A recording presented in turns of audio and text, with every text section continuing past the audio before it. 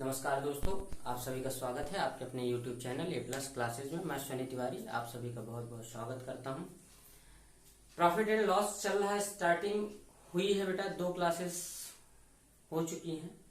अगर वो दोनों क्लासेस आपने नहीं देखा है तो एक बार उसे जरूर देख लीजिए, क्योंकि जो कॉन्सेप्ट स्टार्ट होता है, जो चीजें बेसिक तैयार की जाती हैं किसी प्लेटफॉर्म के लिए, वो तैयार हो चुकी होती है। अब आपको रिदम पकड़ना होता है, तो रिदम तभी आप पकड़ सकेंगे। देखिए, मेथड बहुत सारे हैं, लेकिन आपको कुछ ऐसा सीखना है कि आपका काम एक ही मेथड से होता रहे, तो आपके लिए बहुत बेनिफिशियल रहता है, बहुत आप लाभ अर्जित कर पाते हैं। प्रॉफिट एंड लॉस आप जानते हैं परसेंटेज से रिलेटेड टॉपिक है, कह सकते हैं कि परसेंटेज ही है।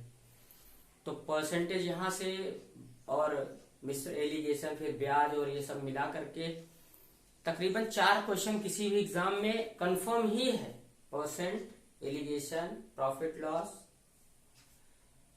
CI एंड SI, तो 5-6 चैप्टर मिलाकर के 5-6-7 क्वेश्चन तक एग्जाम में आ सकते हैं।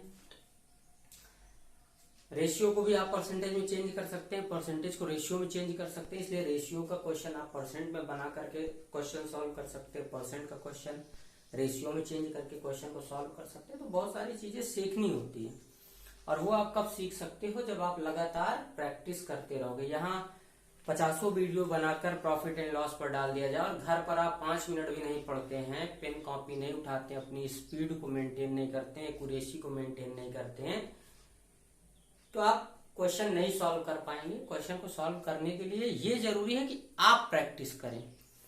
क्लियर है? तो कोई भी बुक आपके पास हो, जैसे ये मेरा मानना है कि 100 किताबों को एक बार पढ़ने से अच्छा है कि एक किताब को 100 बार पढ़ा जाए। आपके पास एक ही बुक हो, उसको आप बार बार लगाते रहिए, नए से नया कॉन्सेप्ट आपको मिलता जाएगा। पहले आप क्वेश्चन लगाएंगे, बेसिक पैटर्न पे लगाएंगे, ट्रेडिशनल मेथड जो भी होगा।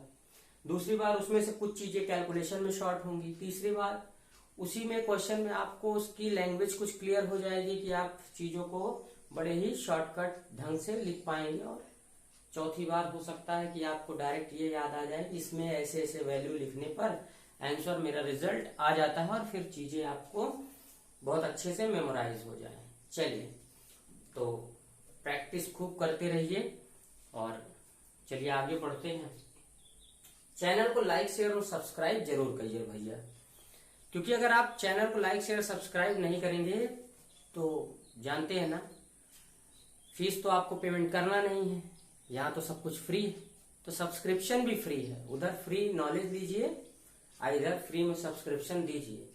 आपका सब्सक्रिप्शन जो होता है वही मेरे लिए क्या होता है, फल होता है। जैसे कर्म करने के बाद फल मिलना चाहिए, तो वीडियो बनाने के बाद फल के तौर पर क्या मिलना चाहिए, वही आपका सब्सक्रिप्शन मिलना चाहिए। सब्सक्राइब करिए चैनल को, ज्यादा से ज्यादा लोगों को मोटिवेट करिए, बताइए और उनको इस चैनल के बारे में, ताकि वो भी सब्सक्राइब करें और पढ़ सके। चलिए आते हैं।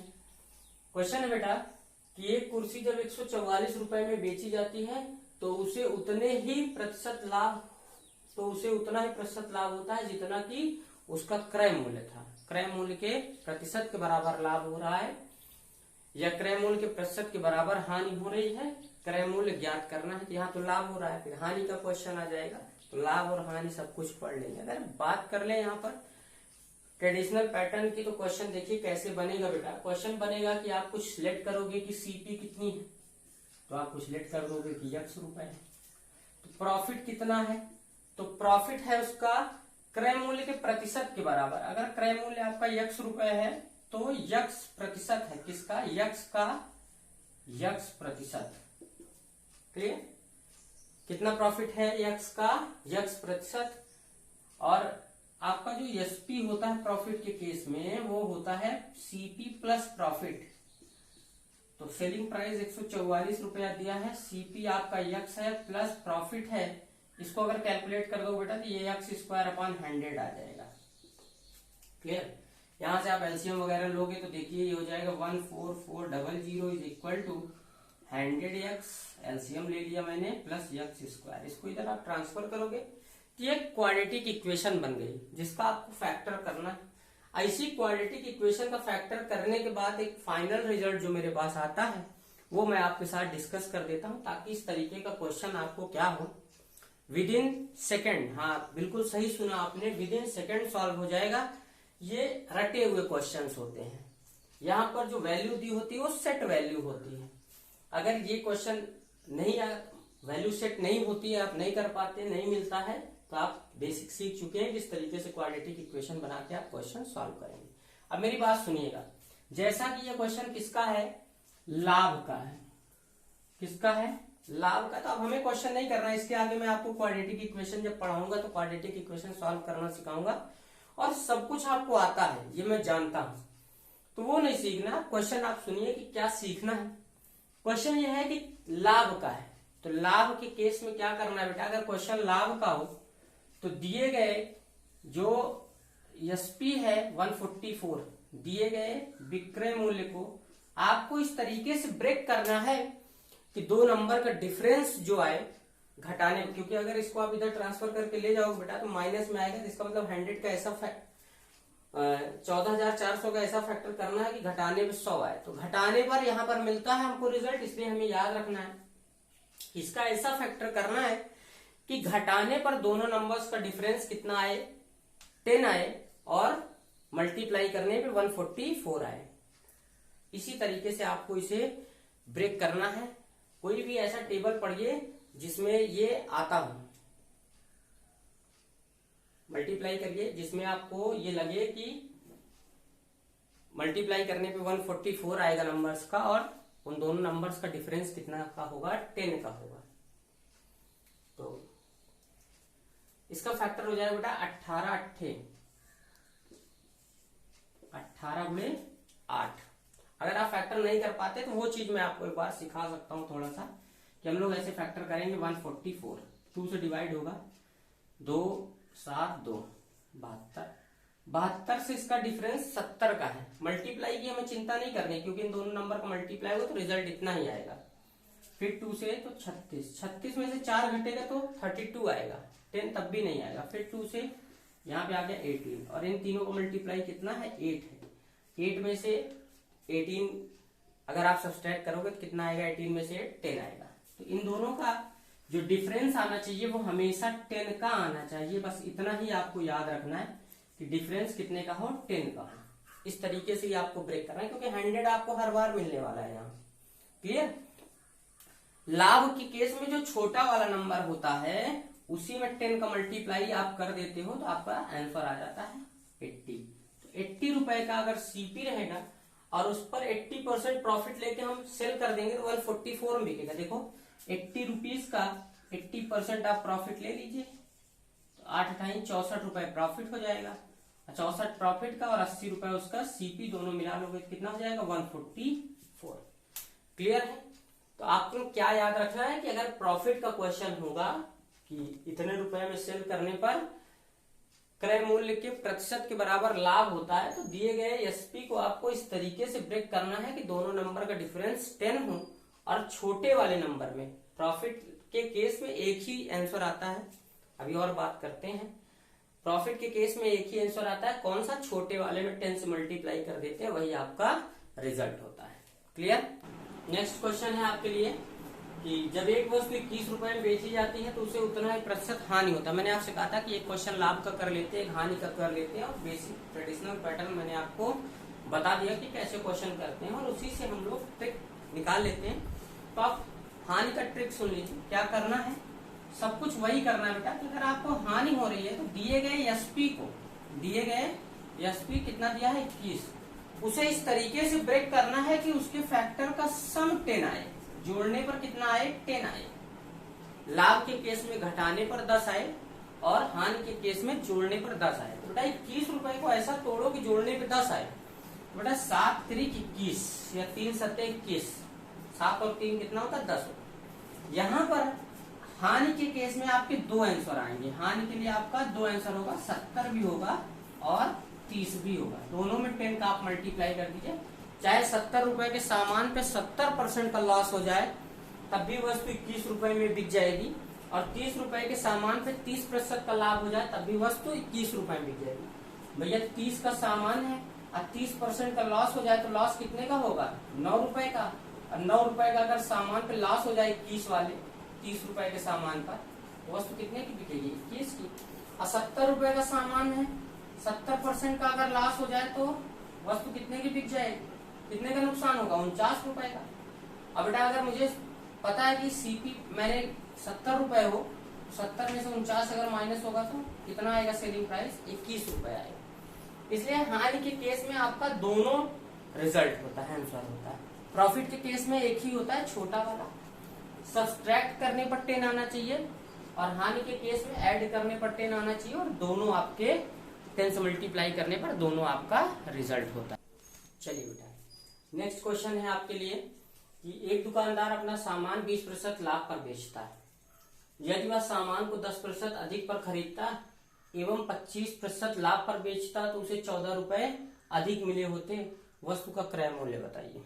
चलिए अगर यहाँ पर आप इसको ट्रेडिशनल मेथड से करेंगे तो क्या क्या करना पड़ेगा, या उन सब चीजों की बात नहीं करते हैं ट्रेडिशनल मेथड की, हमें जो सीखना है डायरेक्ट उसकी बात करते हैं।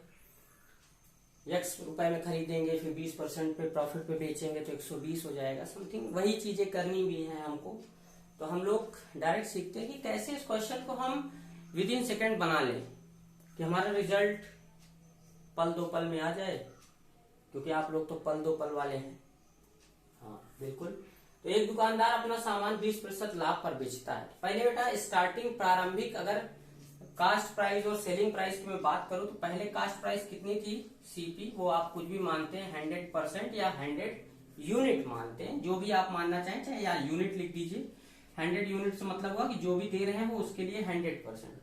और पहले सीपी क्या है? 20% प्रॉफिट पे सेल करता है, तो 20% प्रॉफिट पे सेल करेगा तो SP1 कितना रहेगा? SP1 इसको ऐसा डिनोट कर दें, ये CP1 हो गया और ये SP1 हो गया। SP1 पहले केस में, फर्स्ट केस में पहले और फिर सेकंड में लिख लेंगे। तो फर्स्ट केस में 20% अगर प्रॉफिट लेगा तो 120 यूनिट में सेल कर देगा, यही तो करेगा। 100 में खरीद का 20% प्रॉफिट लेगा तो 120 में सेल कर देगा। उसके बाद क्या कह रहा है? कह रहा है यदि वह सामान को 10% अधिक पर खरीदता, तो पहले कितने में खरीद रहा था? 100 में, अब कितने में खरीद रहा है? 110 में, 110 यूनिट। भैया 100 इसीलिए माना जाता है कि उसका जो भी परसेंट मुझे निकालना होगा वो तुरंत आ जाएगा। तो 110 में खरीद रहा है एवं 25% लाभ पर बेचे, तो 25% प्रॉफिट करा दो। तो 25% प्रॉफिट कहां से होगा? क्या 100 का 25%? नहीं बेटा, जिस पर खरीदेगा उसका 25%। अगर 110 रुपए पर वो 25% प्रॉफिट ले ले, 25% मानिए 1/4 भी आप लिख सकते हो या यहीं लिख देते हैं, 25% अगर वो प्रॉफिट ले ले, बढ़ जाए, तो उसे 14 रुपए अधिक मिलते हैं। तो यहां पर जो वैल्यू आने वाली है, कैलकुलेट करेंगे, यहां जो वैल्यू आएगी, इन दोनों वैल्यू का डिफरेंस ही तो कितना है? 14 रुपए। 14 रुपए अधिक कहां मिलेंगे? अगर इसी में 14 रुपए जोड़ दिया जाए, अगर इसी में 14 रुपए जोड़ दिया जाए 120 यूनिट में, तो वही वैल्यू इस परसेंट के बराबर होनी चाहिए। तो इसका मतलब है इतना प्लस 14 रुपये, 120 यूनिट और 14 रुपए मिलके किसके बराबर है? इस परसेंट के, इस यूनिट के। तो बेटा अगर ये यूनिट, ये पूरी चीज और ये चीज बराबर है, तो अगर इसको ट्रांसफर करेंगे इस तरफ आएगा तो दूसरी तरफ चला जाएगा। तो मतलब इन दोनों का डिफरेंस ही तो 14 रुपए होगा। तो आप समझ चुके हैं कि इन दोनों का डिफरेंस क्या आता है, वही आपका 14 रुपए आपको दिया है। तो यहाँ पे पहले वैल्यू हमको निकालनी पड़ेगी, अब आप निकाल लीजिए कि 110 पे अगर 25% प्रॉफिट लेंगे तो इसका मतलब मुझे 125% की वैल्यू चाहिए। ये 100% इसका मान और 25% प्रॉफिट वाला, तो इसका 25% निकालने से अच्छा मैं पूरा 125% निकाल दूं। तो मुझे जितने का वैल्यू निकालना है अपान जितने का पता है मल्टीप्लाई बाई उसकी वैल्यू, या 110 का आधा मैं ऐसे कर लूं तो 27.5 आना चाहिए। बिल्कुल कोई जरूरत नहीं है 1/4 करना है। 100 का 1/4 25 हो जाएगा, 100 का 1/4 25 और 10 का 1/4 बेटा 2.5 हो जाएगा 2.5। तो बेटा ये दोनों ऐड होकर कितना हो जाएगा? 27.5। तो 110 में अगर 27.5 बढ़ा देंगे तो कितना हो जाएगा? 137.5। और इन्हीं दोनों का डिफरेंस आपको दिया है कितना? 14 रुपए। तो इन दोनों का डिफरेंस कितना है? 120 127 में से घटाया जाएगा तो रिजल्ट आएगा 17%, 17.5% या 17.5 यूनिट की वैल्यू आपको दिया है कितना? 14 रुपए। और आपसे कह क्या रहा है क्रय मूल्य बताइए, मतलब 100% की वैल्यू बताइए। तो सबसे अच्छा फार्मूला जो आपको याद है वो क्या है कि जितने का मान हम लोगों को निकालना है बटे जितने का पता है 17.5 का पता है, मल्टीप्लाई बाय उसकी वैल्यू कितना 14। बेटा यहां से अगर मैं एक दशमलव हटा दूं तो ऊपर एक जीरो पड़ जाएगा। 25 का टेबल पढ़ लो, 25 सत्ते 175, 25 चौका 100 जीरो, 7 से 7 दूनी 14, 14 दूनी 4 दूनी 8, कितना 80 रुपए। तो उस वस्तु का क्रय मूल्य कितना है 80 रुपए। 80 रुपए के सामान को 20% लाभ पर आप बेच देंगे तो 80 का 20% 1 बचे 5, 16 रुपए, मतलब 96 में बिक जाएगा। 10% अधिक पे खरीदेंगे, 8 रुपए ज्यादा करके इसको खरीद लीजिए, 80 का 88 में खरीद लीजिए। और 25% लाभ, 88 का 25% 22 रुपए आएगा। 25% माने 1/4, तो 88 2 90 110, 110 में बेच दीजिए। तो पहले बिक रहा था 80 का सामान 96 में, अब बिकने लगा 110 में। तो देखिए 14 रुपए का डिफरेंस है। एक एक चीजें आपने कैलकुलेट कर ली। देखिए सब कुछ हमें नहीं कैलकुलेट करना, आप यहाँ पे पैटर्न को सीख लीजिए। जो जो बातें कह रहा है डायरेक्ट एग्जैक्ट क्वेश्चन आता है इस पर। क्या कि पहले कोई सामान था 20% लाभ पर बेचता है, तो भैया 100 का सामान खरीदेगा 120 में बेच दिया। 120 रुपए मत लीजिए क्योंकि आगे भी रुपया दिया रहता है, तो रुपए में रुपए आप मिक्स भी कर सकते हैं, इसलिए रुपया न लिखा करिए उसके सामने। क्या लिखा करिए प्रतिशत या फिर यूनिट। रुपए के सामने यहां भी आप रुपया लिख दोगे, यहां भी रुपया लिख दोगे तो आप गलती से ऐड भी कर सकते हो, उसको कैलकुलेट कर लोगे। कैलकुलेट नहीं होगा, अलग अलग चीजें। 120 में बेच दिया। यदि वह सामान को 10% अधिक में खरीदता है तो पहले 100 में खरीद रहा था, अब नया सीपी कितना हो जाएगा 110, 100 से 10 बढ़ेगा तो 110 में। और 25% लाभ पर बेचता, तो इस पैसे पर 25% का इसका लाभ निकाल लो, मतलब सेलिंग प्राइस 125% हो जाएगी। तो 110 का 125% हम लोगों ने निकाल लिया। यहाँ पर बढ़िया था कि 25% माने 1/4, 110 का 1/4 निकालना था, तो 100 का 1/4 25 हो गया, और 10 का 1/4 2.5 हो गया, तो 25 10 और 2.5 27.5 हो गया। तो 14 रुपए अधिक मिलते हैं। बेटा इन दोनों का ही डिफरेंस 14 रुपए दिया, क्योंकि अगर मैं इसमें 14 रुपए जोड़ देता तो इसके बराबर आ जाता है, तो उसको इस तरफ ट्रांसफर करके घटा लेंगे तो इन दोनों का डिफरेंस ही। इसको आप यहाँ अगर लिखना चाहें तो ऐसे लिख लीजिए कि 120 यूनिट और प्लस ये यूनिट लिखा है 120 यूनिट प्लस 14 रुपए बराबर 137.5 यूनिट। तो ये उधर ट्रांसफर हो जाएगा तो डिफरेंस ही निकल के आ जाएगा 137.5 माइनस 120 यूनिट बराबर इधर कितना बचा रहेगा 14। तो कह सकते हैं कि जो पैसा मेरा कम या ज्यादा होता है वो इन दोनों के डिफरेंस के बराबर होता है। ऐसे ही हानि दे देगा अगले क्वेश्चन में, हानि दे देगा। मान लीजिए कहते 25% की हानि होती, तब आप क्या करोगे तो 110 का 75% कैलकुलेट कर लोगे। बेटा 25 हानि वाला है 100% होता है, 25 हानि हो गया तो 110 का 75 कैलकुलेट कर लेते हो, उन दोनों का डिफरेंस यहाँ दिया होता है। क्लियर है? तो इस तरीके से एक बार लाभ का क्वेश्चन और एक बार हानि का क्वेश्चन हम लोग कर सकते हैं। चलिए नेक्स्ट क्वेश्चन बेटा आपके लिए, जहां पर एक दुकानदार होता है वो अपने बीवी बच्चों की कसम खा लेता है कि जितने में सामान खरीद के लाए थे उतने में ही आपको दे रहे हैं बाबू साहब। भैया आपको जितने में खरीद के लाया उतने में ही दे देगा तो उसको फायदा क्या होगा? व्यापार करने बैठा है तो कुछ ना कुछ लाभ लेना पड़ेगा, तो कहीं दूसरी तरफ से दिमाग लगाएगा। क्या दिमाग लगाएगा? आपको कम तौल के देगा। तो उसी पर क्वेश्चन आता है कि गलत प्रकार से कुछ तौल करता है और लाभ अर्जित करता है, उसका लाभ आपको बताना होता है। बिल्कुल जितने में खरीद के लाएगा बेचेगा उतने का ही, लेकिन फिर भी लाभ कमा रहा है, तो लाभ कैसे कमाएगा? लाभ कमाएगा कम तौल के देगा। इस प्रकार से क्वेश्चन आता है, इसको हम लोगों को करना है। बहुत ही सिंपल सी बात है। पहला वीडियो अगर आपने मेरा देखा था तो वहां मैंने आपसे डिस्कस किया था कि लाभ मुझे दो ही के मतलब लाभ हो रहा है या हानि हो रहा है दो ही केसेस में पता चलता है। कैसे कि अगर मैं 1000 रुपए में कोई सामान खरीद के लाया हूं तो मैं उससे 1000 रुपए कमा लूं, मेरा पैसा जितना इन्वेस्ट हुआ था, जितना मैंने खर्च किया था वो मुझे मिल जाए, तो उस और फिर भी सामान बचा रहेगा, तो उसके बाद जब मैं सामान को सेल करूंगा तो वो सब का सब मेरा प्रॉफिट हो जाएगा। तो और या तो जब मैं पूरी वस्तुएं बेच लेता हूं तब मुझे पता चलेगा कि प्रॉफिट हुआ कि लॉस। पूरी वस्तु बेच लेने से मतलब है कि 10 कुर्सियां हैं मेरे पास बेचने के लिए और 10 की 10 जब मैं बेच लूंगा तब मुझे पता चल पाएगा खरीद के लाए थे 1,000 रुपए में 10 कुर्सी, और एक कुर्सी मैंने 300 की बेच दी। इसका मतलब ये नहीं हुआ कि मुझे प्रॉफिट हो गया। अभी मेरे पास 9 कुर्सियां बची हुई हैं, आग लग जाए घर में, सारी कुर्सी जल जाए तो नुकसान हो जाएगा कि नहीं। तो 10 कुर्सी, इसका मतलब 300 रुपए में ही बिकी। तो या तो मेरे पास पैसा बराबर हो जाएगा, मैं 1,000 का खरीद के लाया था, 1,000 मेरे पास कलेक्ट हो गया 6 कुर्सी बेचने के बाद। तो 4 कुर्सी अब मैं जो बेचूंगा, चाहे जितने में बेचूंगा, मेरा प्रॉफिट ही रहेगा। तो या तो वस्तुएं बराबर हो जाए या पैसा बराबर हो जाए, तभी मुझे पता चलता है। तो इससे रिलेटेड क्वेश्चन पीवाई 12 वाला क्वेश्चन एक कराया था कि 12 दर्जन में कुछ खरीद के लाता है। उस पहले वीडियो को आप देखिए तो कॉन्सेप्ट समझ पाएंगे। उसी आधार पर हम लोगों ने यहाँ पर क्वेश्चन लिया है, और सेम कॉन्सेप्ट का क्वेश्चन होता है, अलग नाम दे दिया जाता है, बेईमान दुकानदार वाला सवाल। कोई बेईमान दुकानदार वाला नहीं। लाभ हानि में 2 ही केसेस हैं, या तो आपके वस्तु बराबर हो जाए या फिर पैसा बराबर हो जाए, आप प्रॉफिट लॉस कैलकुलेट कर सकते हैं। एक दुकानदार क्रय मूल्य पर ही अपना सामान बेचने का दावा करता है, परंतु एक की ग्रह के स्थान पर 950 ग्राम तौल के दे दिया है। भैया 1 किलो सामान हम रखे हैं बेचने के लिए, 1 किलो के नाम पे हमने किसी को 950 ग्राम दे दिया, तो 50 ग्राम मेरे पास घर पे स्टोर है।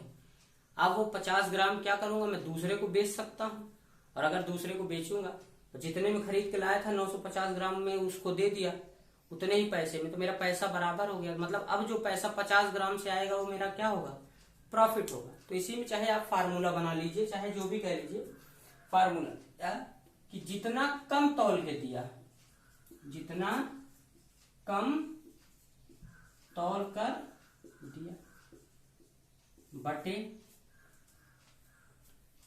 वास्तव में जितना ग्राहक को दे दिया गया, बटे वास्तव में ग्राहक को जो भी दे दिया गया, ग्राहक को जो दिया गया, और मल्टीप्लाई बाई 100। फ्रैक्शन को परसेंट में चेंज करने के लिए 100% से मल्टीप्लाई कर देते हैं, तो उसका लाभ प्रतिशत ज्ञात हो जाता है। 100% से मल्टीप्लाई कर देंगे तो लाभ प्रतिशत में कम तौल कर दिया। तो देखो भैया, सामान उसके पास था 1 किलोग्राम, अब तौल के दिया 950 ग्राम, तो कितना कम तौला, 50 ग्राम कम तौला। भाई 1 किलो बराबर 1000 ग्राम होता है, 1 किलोग्राम बराबर 1000 ग्राम। यूनिट तो आपको सेम करनी पड़ेगी ना। 1000 ग्राम सामान था और 950 ग्राम दे दिया, तो बचा कितना लिया, 50 ग्राम उसके पास से बच गया। बटे वास्तव में कितना तौल के दिया, तो वास्तव में उसने तौल के दिया 950 ग्राम। देना तो चाहिए था उसे कितना, 1000 ग्राम, लेकिन उसने क्या दिया, 950 ग्राम ही तौल कर दिया। अब इसका मल्टीप्लाई किससे कर लेंगे, 100 से। 1 0 से 1 0 कट जाएगा, 5 से काट लेंगे 19, तो 1900 से 19 बचे 95, 5/19%। क्लियर। तो बेटा अगर वीडियो आपको पसंद आया हो तो चैनल को लाइक शेयर सब्सक्राइब करना बिल्कुल ना भूलिएगा। और एक चीज और कि जो एसएससी, यूपी पुलिस, यूपीएसआई इस टाइप के एग्जाम्स में आपके आने वाले क्वेश्चंस हैं, आरआरबी, एनटीपीसी, यूपी टेट, वो लगभग टाइप के क्वेश्चंस मैंने एक एक करके आपको या 2 करके करा दिए हैं। यहां से आप अपना एक बार रिवीजन करके बेस तैयार कर सकते हैं। क्लियर है। नोट्स जरूर बना लीजिए। क्वेश्चन नोट्स होने पर ही आपको सबसे ज्यादा लाभ मिलेगा बेटा। पेन पेपर जरूर लेके बैठा करिए अपनी कॉपी, ताकि आप चीजों को नोट डाउन कर सके, लिख सके। बिना लिखे आपका कुछ होने वाला नहीं है। रिवीजन में आपको बहुत बेनिफिट मिलने वाला है। तो 3 वीडियो मुझे लगा छोटी छोटी हर बात आपको पहुंचाने के लिए। अभी एलिगेशन से टाइप से रिलेटेड क्वेश्चन की, कोई घड़ी है किसी मूल्य पर खरीद के ले आ लिया, 3 घड़ी 2 घड़ी, एक पर कुछ अलग प्रॉफिट लिया, दूसरे पे कुछ अलग प्रॉफिट लिया, टोटल प्रॉफिट पर क्वेश्चन उसी तरीके से, मतलब कुल मिला के डिवाइड करना होता है कि अलग अलग प्रॉफिट कमाता है वस्तुओं पर, या फिर एक ही प्राइस पे कोई सामान खरीद के लाता है, प्रॉफिट लॉस। तो एलिगेशन से रिलेटेड क्वेश्चन हो जाता है। वही टाइप आपका बचा हुआ है, उसको तो कराएंगे। अब मैं आपको 3 वीडियो ऐसे दूंगा जिसमें सीक्वेंस से नहीं होगा कि इस टाइप का क्वेश्चन, टाइप वाइज क्वेश्चन नहीं होगा, कोई भी क्वेश्चन होगा। 8 क्वेश्चंस के 3 वीडियो या 4 वीडियो आप कह लीजिए। तो 4 वीडियो मैं आपको दूंगा 32 क्वेश्चंस के, जिस मिसक्लेनियस होगा सब कुछ एक साथ होगा और आपको उसको बहुत जल्दी करना होगा। 5 कर देंगे, 5 कर देंगे, 8 पंचे 40 क्वेश्चन आप मान लीजिए। 40 क्वेश्चंस का 3-4 वीडियो तैयार करेंगे, जितना जिसमें किसी में 8 क्वेश्चन रहेगा, किसी में 10 रहेगा, 12 रहेगा। जिस क्वेश्चंस को करने में जितना कम और ज्यादा समय रहता है वो केवल आपकी प्रैक्टिस और स्पीड को मेंटेन करने के लिए होगा। तो आगे के आप पार्ट्स के लिए इंतजार करिए, कल आपको वीडियो मिलेगा। और आज के लिए इतना ही, लेकिन चैनल को लाइक शेयर और सब्सक्राइब करना बिल्कुल ना भूलें।